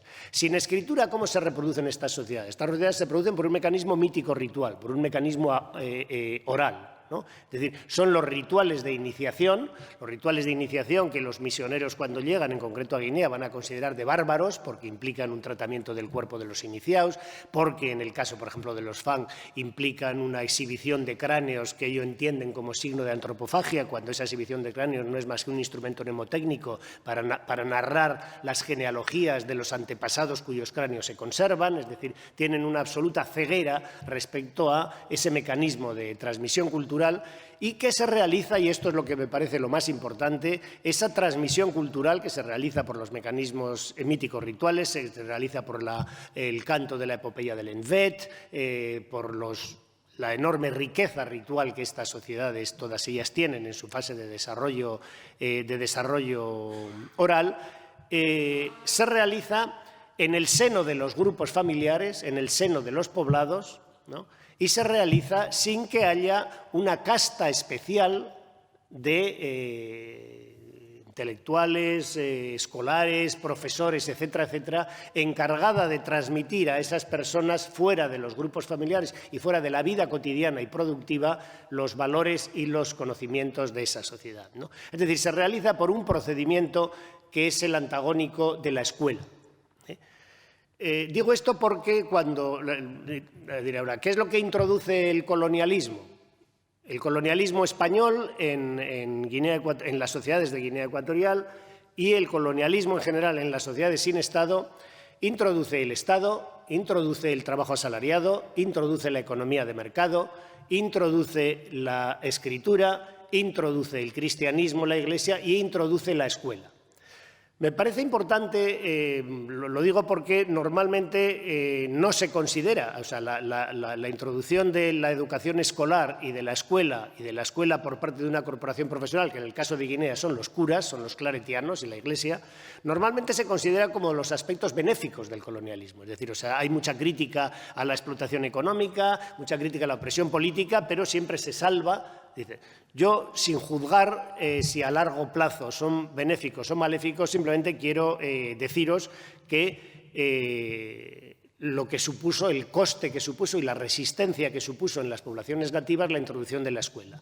La escuela supone, por parte de los claretianos, o sea, el sacar a los niños de sus familias, en el caso de Guinea, primero a los niños y luego también a las niñas, ¿no? Privar a los padres, privar a las familias de la transmisión de sus conocimientos y de sus valores para transmitirles otros conocimientos y otros valores que, al final, a lo que les conducen es también a usurpar a los padres el derecho al matrimonio y al parentesco de los hijos. Es decir, el caso de los claretianos, en la primera resistencia que se produce por parte de los bubis de Fernando Po a los claretianos, se produce en contra de que los claretianos se lleven a los niños. Pero se produce mucho más intensamente en contra de que los claretianos se lleven a las niñas, porque los claretianos lo que experimentan es inicialmente que se llevan a los niños a la escuela, pero luego cuando los niños del periodo de vacaciones vuelven a su poblado, ellos dicen vuelven a hacerse salvajes y a perder el bosque. Entonces inventan los poblados cristianos. Los poblados cristianos dicen, ¿qué es lo que hay que hacer con estos niños a quienes nosotros educamos cristianamente? Hay que casarles con niñas a las que también educamos cristianamente, con niñas a las que sacamos para que se eduquen con los concepcionistas y fundar poblados cristianos que cambien incluso también el modo de vida, que empiecen a cultivar el café o el cacao y que abandonen el cultivo principal del ñame y la malanga, ¿no? Y en los cuales los que mandamos somos nosotros. Los claretianos son inicialmente una especie de Estado-Iglesia que controla los diferentes poblados cristianos. Eso por diferentes motivos también fracasa posteriormente y da paso a la concentración de poblados. Pero ¿cuál es la consecuencia de esto? La consecuencia de esto es que necesariamente van conducidos a transformar las relaciones de parentesco de la sociedad sobre la que intervienen. Es decir, una de las características de las relaciones de parentesco de todas las sociedades sin Estado es que las relaciones matrimoniales, que por algo se llaman de alianza matrimonial, son unas relaciones de alianza entre familias y de alianza entre poblados. Es decir, uno de los mecanismos por los cuales se evita la guerra en las sociedades sin Estado y se obtiene la paz es precisamente afrontando la elección. Taylor, un antropólogo británico, decía, la primera elección a la que se enfrentaron las sociedades de pequeña escala de cazadores-recolectores cuando se encontraban la una con la otra era elegir entre guerrear con ellos o casarse con ellas. Es decir, entonces, el matrimonio que une a dos comunidades diferentes establece un vínculo de unión en el que la guerra entre esas comunidades tendría que ser la guerra entre dos cuñados, ¿no? Entre dos familias unidas por esas dos. Entonces, esas alianzas son alianzas concertadas entre varios. El matrimonio no ha sido nunca, ni lo es tan siquiera en nuestra sociedad, una relación entre individuos. El matrimonio es una relación entre familias, una relación entre grupos. O sea, y eso, quien pase de una relación amorosa libre a casarse, lo sentirá pronto en sus carnes, es decir, la presencia de la familia del cónyuge, ¿no? Ya digo, incluso en nuestra sociedad, pero en el resto de la sociedad lo era deliberadamente, ¿no? Entonces, ¿qué es los claretianos cuando empiezan me estoy liando, ¿no? Bueno, no, cuando los claretianos, a partir de la educación, empiezan a intentar sacar a las niñas de se encuentran con que entre los bubis ocurría, como ocurre luego, como dejó de ocurrir entre los bubis, pero sigue ocurriendo entre los Fang, que muchas de esas niñas, en el caso de los bubis, estaban prometidas o prácticamente casadas desde niñas, prometidas a otra familia que había pagado el precio de la novia. Es decir, o sea, en el matrimonio se produce el pago matrimonial, que es que en el momento en el que se produce la transferencia de una mujer de un grupo a otro, se produce en sentido inverso, una transferencia de bienes que en caso de divorcio vuelve a su mismo lugar, pero que es una garantía de permanencia de esa unión, pues se encuentra con que llevarse a esas niñas, ellos dicen, para la educación y casarlas con los que ellos han educado en sus colegios, se encuentran con el obstáculo de los padres y de los maridos de esas niñas. Entonces los claretianos a eso le llaman, dicen, lo que hace esta gente es comprar mujeres. O sea, y lo denuncian, inician, por ejemplo, en España, una campaña de redención de cautivas. O sea, aquí las beatas en España pagaban un dinero que a los claretianos les servía para lo que ellos llamaban redención de cautivas, que era redimir a las bubis de lo que ellos decían que hacían los bubis, que era comprar mujeres, sin caer en la cuenta de que lo que están haciendo ellos es comprar mujeres. Es decir, hay testimonios amplios de los claretianos, donde uno le dice a un brujo, tienes 6 mujeres, te compro 2 por varios sombreros, y les compraban a varones polígamos, les pagaban para tener mujeres a las que ellos poder casar posteriormente con los varones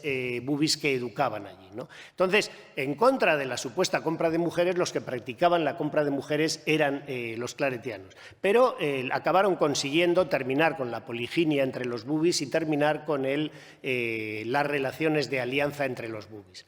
No lo consiguieron eso en el continente porque la colonización del continente es más tardía, es decir, la colonización española de Guinea Ecuatorial empieza en la isla antes de lo que empieza en el continente, pero sí lo consiguen entre los bubis. A ver, recapitulo. Puesto como ejemplo,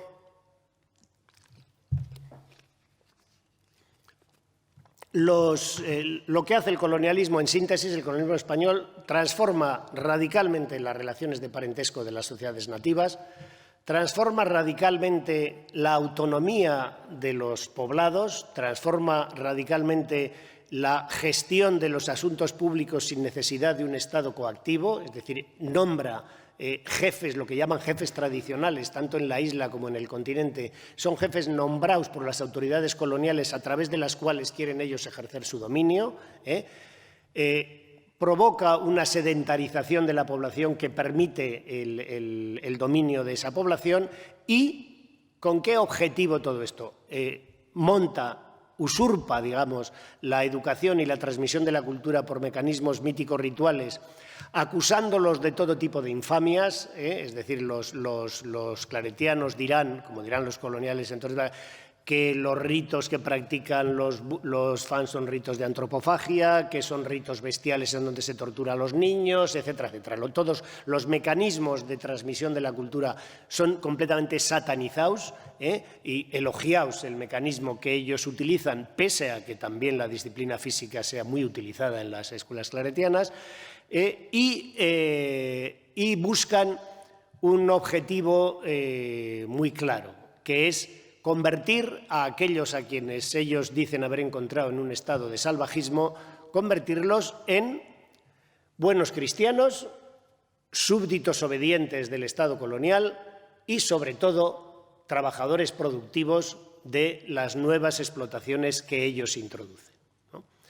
Para eso necesitan inducirles a trabajar en tareas que nunca harían voluntariamente, y para ello hacer 2 cosas: provocarles incentivos a trabajos que les den dinero, y lo consiguen en parte utilizan la necesidad o la voluntad de casarse y de obtener dinero para pagar el ENSOA por parte de los varones más jóvenes que han sufrido una cierta marginación por los varones mayores, pero con el consiguiente desengaño, es decir, por ejemplo, eso en las herrerías en el continente, ¿no? Es decir, fang que se contratan voluntariamente para trabajar en los aserraderos, en la industria de la madera, a cambio de obtener un intercambio monetario que les permite casarse al retorno al poblado. Pero claro, en el momento en el que consiguen, con todo tipo de trampas, de adelantos que luego no dan, etcétera, etcétera, pero lo que ocurre es que esa motivación, en el momento en el que se ha logrado el objetivo, vuelven y no vuelven al lugar de trabajo, no vuelven entonces lo que no consiguen son trabajadores estables, ¿no? Es una gran desesperación por parte de ellos. Otra cosa de las que introducen, que es una cosa fundamentalmente introducida por el colonialismo español en Guinea, en la isla con propósitos, con consecuencias devastadoras, es el consumo de alcohol. Es decir, el alcoholismo generalizado y letal que llega a producir un descenso demográfico bestial de la población bubi es algo directamente introducido, deliberadamente introducido por el colonialismo, violando legislaciones muy benevolentes que durante mucho tiempo establecen, con el objetivo de incitar a la población a trabajar para obtener alcohol. También con consecuencias desastrosas para ellos, porque, claro, la gente cuando se emborracha no está en las mejores condiciones de producir, ¿no? Entonces, bueno, pues unas y otras, crearles necesidades para que trabajen, recurren a miles de subterfugios que lo más interesante es que constan así tal cual en la literatura colonial. Es decir, en las primeras épocas desde la Guinea Española, en los claretianos, en múltiples colonos, no tienen el menor empacho. 2 minutitos, vale. No tiene el menor empacho en hablar claro de qué es lo que persiguen, ¿no? O sea, es decir, aunque sean barbaridades lo que dicen, ¿no? Entonces, eso les lleva, después de la fase de colonización comercial, desde que se produce la expansión del cacao en la isla de Fernando Po, a buscar trabajadores fuera, a buscar trabajadores forzados fuera, que es lo que motiva la colonización del continente. Es decir, los españoles llegan a Guinea, o sea, el motivo que lleva a los españoles a Guinea es controlar la trata de esclavos. Con un desastre, o sea, el conde de Arjalejos no consigue esto, que hasta entonces el derecho de asiento estaba dado a portugueses, holandeses, etcétera, etcétera. Entonces, el primer objetivo de la colonización española es tan noble como ese, ¿no? Es decir, controlar la trata de esclavos. No consigue controlarla y, además, a lo largo del siglo XIX, que es cuando más esclavos van de África a la Cuba española, es cuando Gran Bretaña ha abolido la esclavización y establece el Tribunal de Persecución de la Trata en Fernando Po, y en donde los esclavos que van a Cuba van de todos los lugares menos del territorio dominado por los españoles. O sea, los propósitos del colonialismo español en Guinea Ecuatorial son un continuo y un constante fracaso.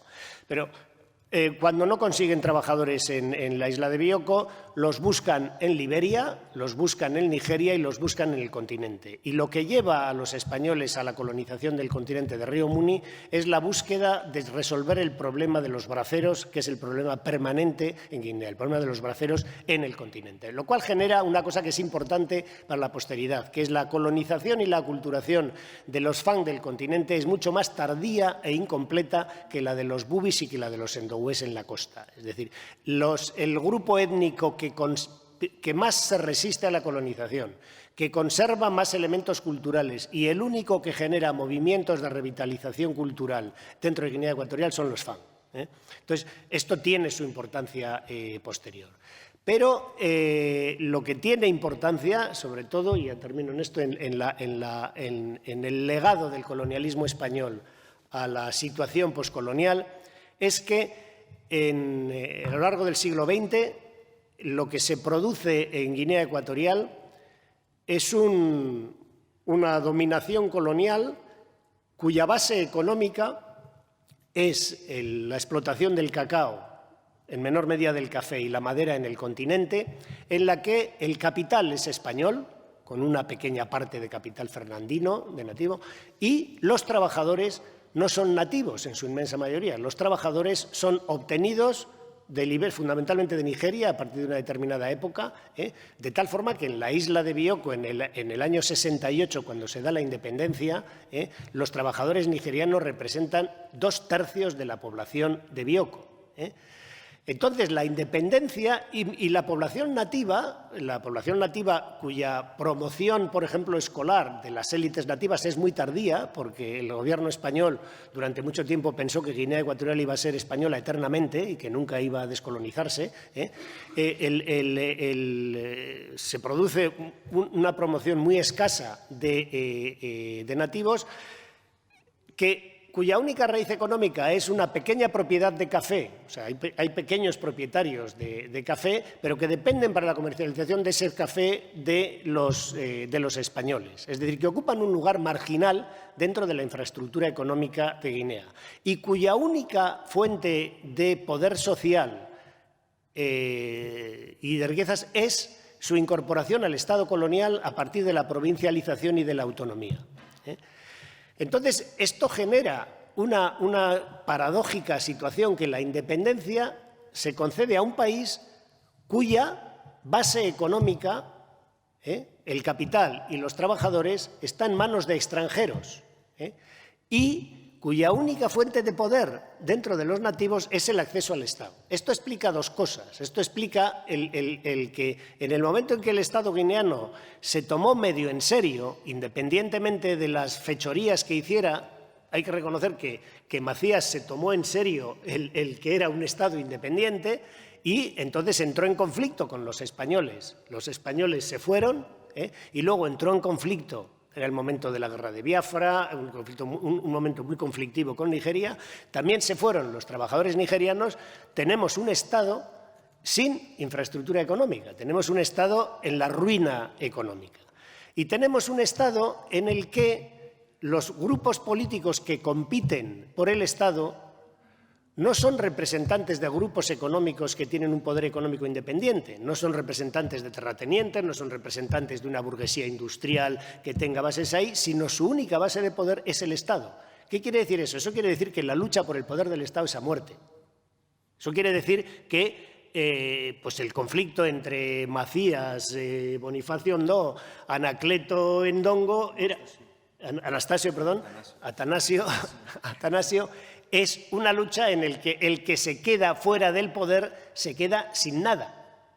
Entonces, eso explica, y no solo en Guinea, eso explica también en África, porque en otros lugares ocurren cosas muy parecidas, el por qué la competencia por el poder político difícilmente puede ser una competencia democrática en la que pueda haber una espera de turno de gobierno en el que, bueno, el que pierde el gobierno no pierde todo lugar en la sociedad, sino que tiene unas bases sociales que puede seguir subsistiendo, ¿no? Y eso explica una característica del Estado africano en general y que se aplica perfectamente al Estado guineano, que establecen tanto Cooper como Bayard, que es la política de extraversión y la política de lo que llaman el Estado cancerbero, el Estado gatekeeper. Los estados, buena parte de los estados africanos, viven de monopolizar el poder de la relación entre el exterior y el exterior. Es decir, viven de controlar la exportación cruda de las riquezas del interior y controlar las ayudas económicas que vienen del exterior. Y viven basándose en la utilización de ese dinero cuyo tráfico controlan con el Estado para crear una red clientelista que son los que les apoyan en el Estado. Eso explica también, o sea, explica qué es lo que hace Obiang en el momento que derroca a Macías.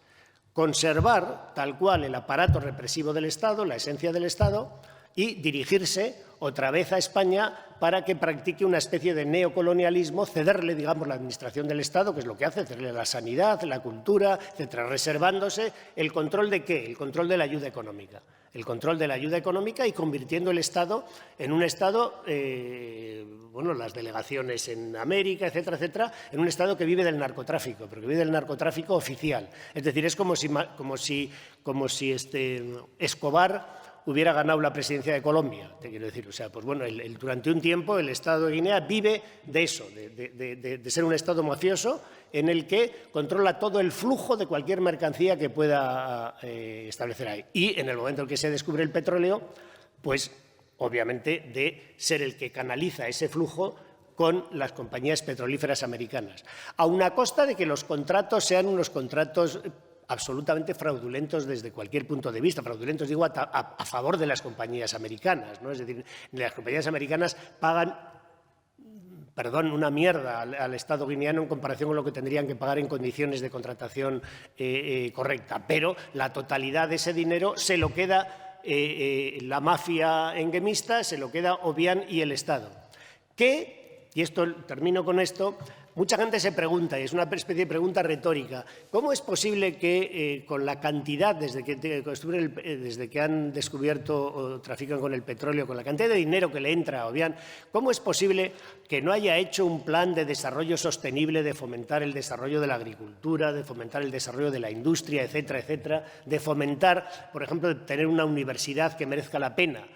Pues muy sencillo, porque es lo suficientemente listo como para saber que no puede soportar que haya ninguna fuente de poder distinta a la suya. Es decir, en Guinea Ecuatorial solo se puede, no ya digo hacerse rico, sino solo se puede sobrevivir de una manera medianamente digna si se transige con el señor. No solo los guineanos, es decir, los españoles que van a hacer negocios allí o los europeos que van a hacer negocios allí saben que fundar una empresa en Guinea Ecuatorial es entrar en coalición, es decir, darle el 50% del capital a uno de la familia de Obiang, pero no porque él la ponga, sino porque tú pones el 100%, pero figura como titular el 50% cada uno, ¿no? Si tú le preguntas, yo al principio, a algunos amigos, en plan papanatas, o sea, le preguntan, pero coño, te tenían puestos en el mercado y tal, ¿por qué no?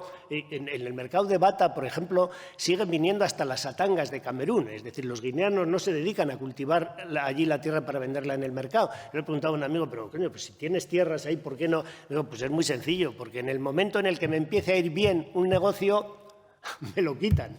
O sea, que pasa cada 2 por 3 allí, ¿no? Entonces, creo que hay una línea muy clara entre la herencia colonial, en ese sentido, el tipo de economía que deja, la configuración del Estado